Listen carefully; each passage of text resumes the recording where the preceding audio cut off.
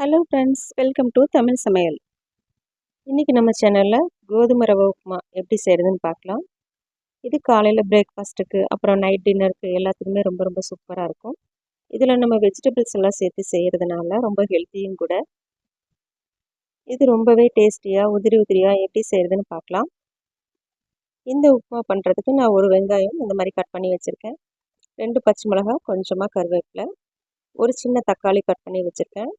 கொஞ்சமாக beans, carrot எடுத்து வச்சுருக்கேன். ஒரு சின்ன டம்ளரில் ரவை எடுத்து வச்சுருக்கேன். உப்புமா தாளிக்கிறதுக்கு ஸ்டவ்வில் ஒரு பேன் வச்சுட்டு 2 டேபிள் ஸ்பூன் எண்ணெய் சேர்த்துக்கலாம். எண்ணெய் சூடானதும் 1/2 டீஸ்பூன் கடுகு சேர்த்துட்டு, கடுகு நல்லா பொரிஞ்சதும் 1 டேபிள் ஸ்பூன் கடலைப்பருப்பு சேர்த்துக்கலாம். கடுகு கடலைப்பருப்பு ரெண்டும் நல்லா பொரிஞ்சு வந்ததுக்கப்புறம் நம்ம கட் பண்ணி வச்சுருக்கிற வெங்காயம், பச்சை மிளகாய், கருவேப்பிலை சேர்த்துக்கலாம். வெங்காயம் ஓரளவுக்கு கண்ணாடி பதம் வர அளவுக்கு வதக்கிட்டு நம்ம கட் பண்ணி வச்சுருக்கிற வெஜிடபிள்ஸ் சேர்த்துக்கலாம். நான் இன்றைக்கி பீன்ஸ், கேரட் மட்டும் சேர்த்துருக்கேன். உங்கள்கிட்ட ஃப்ரெஷ்ஷான பச்சை பட்டாணி இருந்தால் சேர்த்துக்கோங்க. இல்லை காஞ்ச பட்டாணி தான் இருக்குன்னா ஓவர் நைட் ஊற வச்சுட்டு குக்கரில் 4-5 விசில் விட்டுட்டு அப்புறம் சேர்த்துக்கலாம். இப்போ பாருங்கள், வெங்காயம் வதங்கிடுச்சு. இப்போ நம்ம வெஜிடபிள்ஸ் சேர்த்துக்கலாம். நான் கொஞ்சமாக கேரட், பீன்ஸ் எடுத்துருக்கேன். உங்களுக்கு தேவையான அளவுக்கு வெஜிடபிள்ஸ் சேர்த்துக்கோங்க.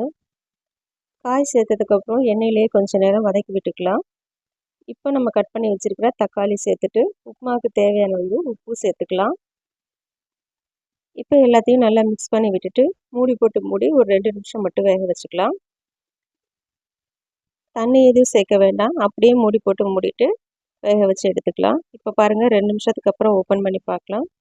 காய் நல்லாவே வெந்திருக்கும். இந்த ஸ்டேஜில் நம்ம ரவையை சேர்த்துக்கலாம்.